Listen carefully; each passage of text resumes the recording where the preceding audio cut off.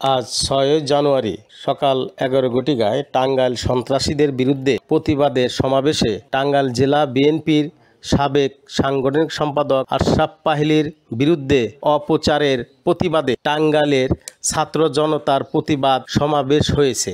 আমি নেতাদের কিছু বক্তব্য আপনাদের সামনে তুলে ধরছি।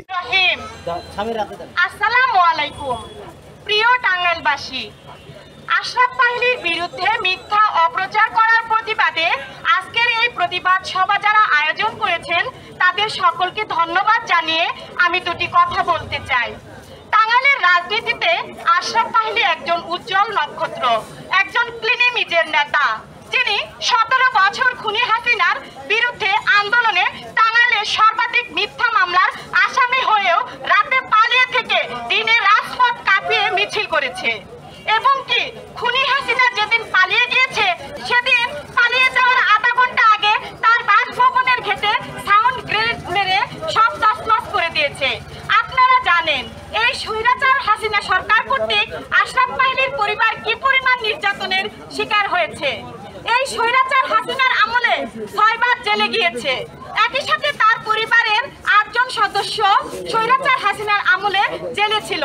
তার ছোট ভাই অ্যাডভোকেট সম্রাট পাহিলি, মনি পাহিলি, হৃদয় পাহিলি, মোতালেব হোসেন রানা, শামীম পারভেজ, কতিপয় দুষ্ট প্রকৃতির মানুষের একটি মহল আশরাফ পাহিলির এই ক্লিনিমিজকে ক্ষুণ্ণ করার জন্য আজকে তারা উঠে পড়ে লেগেছে।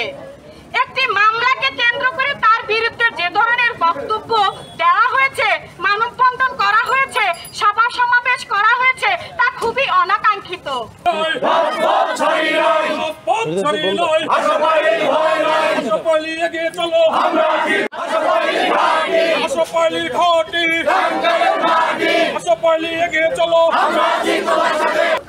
এনামুল হক মনি পাহিলি, জেলা যুবদল সদস্য সাবেক, টাঙ্গাইল জেলা ছাত্র দলের সাবেক এবং শহর বিএনপি সদস্য সাবেক।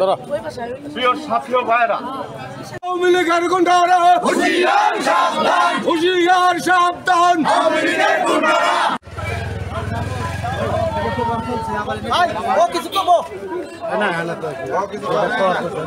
এই পরিপ্রেক্ষিতে যদি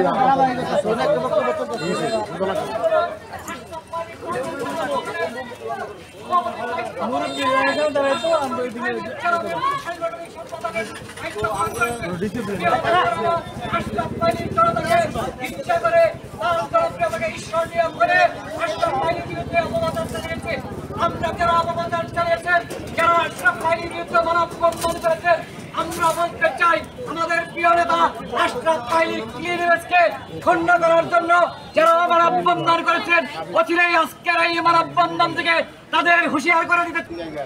আপনি কিছু বলেন, এই পাহিলি ভাইয়ের বিরুদ্ধে যে মিথ্যা মামলা হচ্ছে এটার সম্বন্ধে কতটুকু?